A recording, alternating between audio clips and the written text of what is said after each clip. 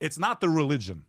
You have radicals in every faith, and I condemn them. As someone that was underneath the World Trade Center the day it fell, I had my American flag out. I had tears streaming from my eyes as I walked over the Brooklyn Bridge as a 19-year-old man, and the world has never been the same again. And not only was I a victim that day, but then I had to listen to everything that came with it after.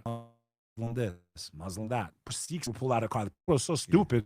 They're pulling out of cabs and stabbing them to death. And we've never been the same. But I ask you, lying. What did all these wars bring the American dollars, which pushed into a new order with cryptocurrency? Enjoy it as you build your prison for tomorrow. Christians and Muslims are not enemies. And this is how simple we can fix it once and for all. Yeah. We both believe he's the Messiah, Jake. We both believe he's coming back to earth. Yeah. When he comes back to earth, he can tell us, you were right, Christian. You were wrong, Muslim. Christian, you were wrong, Muslim. We both believe he's coming back. I think right now we have a bigger fire to worry about. People that are pushing godlessness. People that are pushing agendas against the Creator. A boy should chop his wee-wee off. It's okay. Okay? Yeah, it's demonic. Going against the Creator. Pushing filth. Pushing usury. Interest, which is against Christ also. Christ flipped the table. Jesus Christ in the Bible flipped the table over because they were charging interest. How much interest you paying on your credit cards? Blood money. Like, yeah, it's almost 30%. It's 30% unpayable. It's insane, yeah. Okay? We've been plunged into debt, so you got to blame someone. Yeah, the mortgages, the credit cards, the debt. I just want to add real quick back to... And I'm sorry, man. I know I'm ranting. My heart is swollen, brother. Today's a hard day for me, man. Because of Charlie, because of 9/11. You know, no, it's tough. But just you mentioned these Muslim countries. I've actually been to a lot of these countries, and I was treated the best I've ever been. People invite me to their home for tea. I was there on Christmas. I was cooked a Christmas cake and brought presents. That's Jesus' birthday, but like they don't celebrate it, but they celebrated it for me just because I was a guest. It's like the hospitality is unreal, and everyone, because I defend Palestine, I get these dumbasses being like, these people hate you. It's like, no, they don't. I mean, so many strangers invite me. In America, I don't get invited to strangers' homes to drink tea and discuss politics. The Virgin Mary is the most important woman in the religion of Islam. She has her own chapter. We're not allowed to disrespect Jesus Christ the way a lot of filmmakers are these days. They got Nicolas Cage. I guess his career is that finished. He's that cooked. That I, as a Muslim, have to watch a commercial about a horror film coming out that's going to portray Jesus Christ as a monster. I am offended. I know my Christian brothers and sisters are too, but my point is this.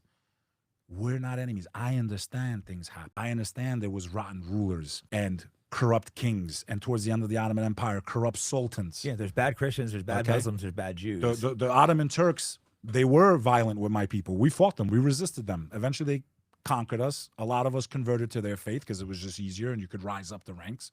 A lot of Albanians got a lot of power during that time, but they did commit atrocities. They did take our children and send them to Istanbul and force them to convert to Islam.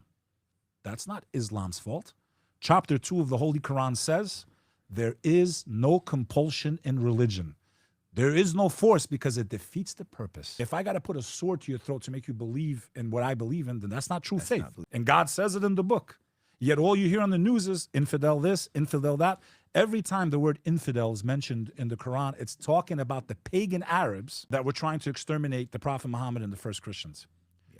And when they're using the verse in the news where it says, and kill the non-believers wherever you find them, that's actually God not commanding the Muslims. He's commanding the angels at the Battle of Badr where they're outnumbered 3-1.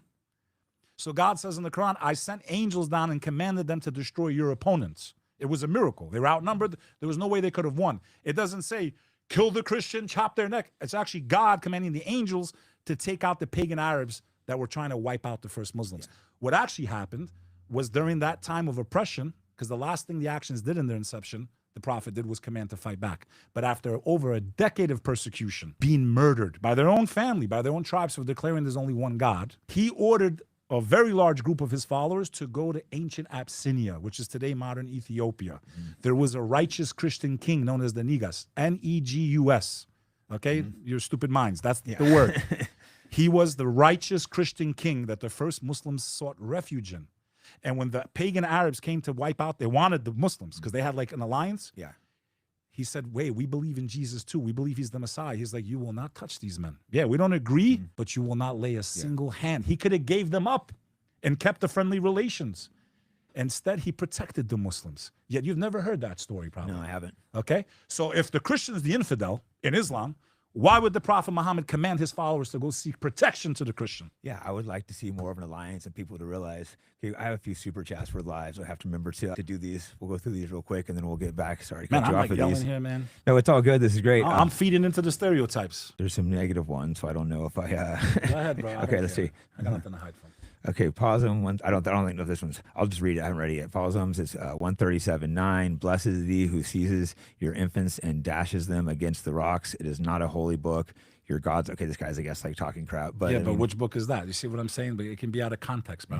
I think there might be another negative one, but whatever. I'll just read them anyways. Listen, anything out of context. You think a shady voice telling you to sacrifice your child is worth worshiping? You are the problem. Every Abrahamic religion does. I guess he's bashing all Abrahamic religions. Yeah, they're bashing It's Abraham. just, God didn't let Abraham sacrifice even if you his don't- son. It was even if the you- ultimate test. well, I It think was the you- ultimate test. Why? Because Abraham couldn't have a son. You know, so even if you don't believe He the prayed to religions, God. you don't need to bash them. That's kind of my take. I mean, everyone doesn't have to be religious, but to sit there and bash the religion seems kind of. First of all, he didn't let the sacrifice go through, right? He replaced it with a lamb, but it was the ultimate test because it was the one thing that Abraham loved the most. He wanted a successor. God gave it to him.